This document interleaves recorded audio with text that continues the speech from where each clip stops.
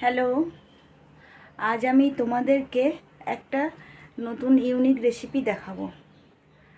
অনেকেই জানো, অনেকেই আবার জানো না। আমরা তো কাঁঠাল তো খাই, কাঁঠালের বীজ দিয়ে আমরা নানা রকম তরকারিও করে খাই। আজকে আমি তোমাদেরকে কাঁঠালের ভর্তা করে দেখাবো। ভর্তাটা খেতে এই দেখো, এই যে কাঁঠালের বীজ আমি ছাড়িয়ে দুফালি করে রেখেছি, ধুয়েও রেখেছি।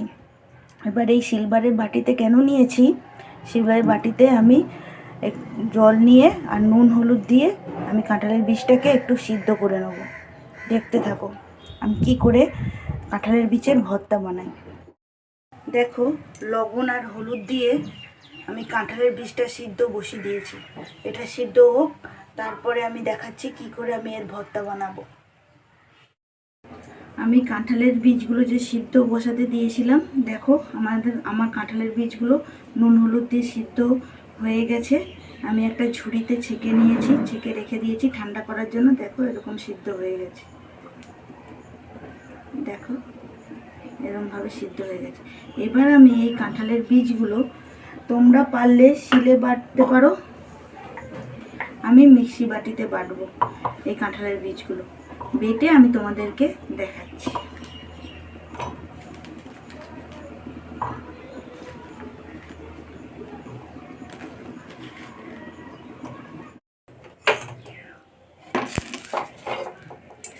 এই যে দেখতে পাচ্ছ, কড়াইতে আমি জিরে ফোড়ন দিয়ে গরম তেলটা আমি এই কাঁঠালের বীজের সিদ্ধর উপরে ঢেলে দিচ্ছি।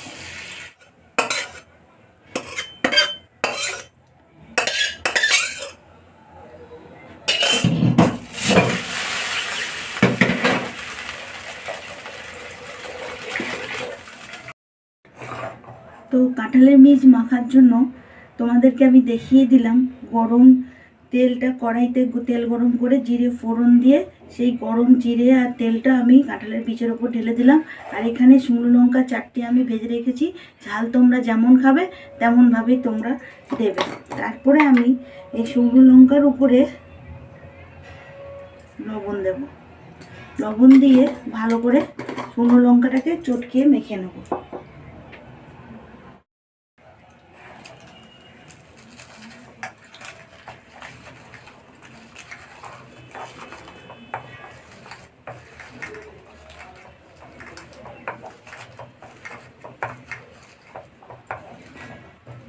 আমার লঙ্কাটা চটকানো হয়ে গেছে। এবারে আমি যে পেঁয়াজগুলো ঝিরিঝিরি করে কেটে রেখেছি, কাঁচা পেঁয়াজ, পেঁয়াজ কিন্তু ভেজে দেবে না, কাঁচাই দেবে। এই কাঁচা পেঁয়াজগুলো আমি এই লঙ্কার সঙ্গে আরেকবার একটু চটকে নেব।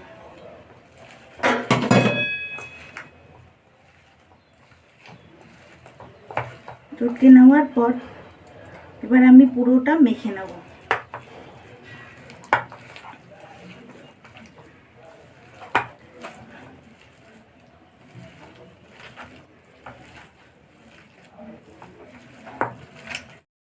দেখুন আমার মাখাটা কমপ্লিট হয়ে গেছে। এবার আমি আবার এর উপরে একটু কাঁচা সর্ষের তেল দিয়ে ঢাকা দিয়ে রেখে দেবো।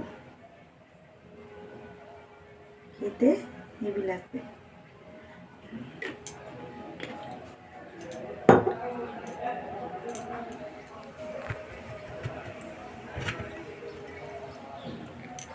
তো দেখো তোমরা, আমার তো কাঁঠালের বীজের ভর্তাটা তৈরি করে ফেললাম তোমাদেরকে দেখিয়ে। তোমরা এরকমইভাবে সুন্দর করে আমার মতো করে কাঁঠালের বীজের ভর্তা তৈরি করে খেও, দেখবে হেভি লাগে, হেভি টেস্ট।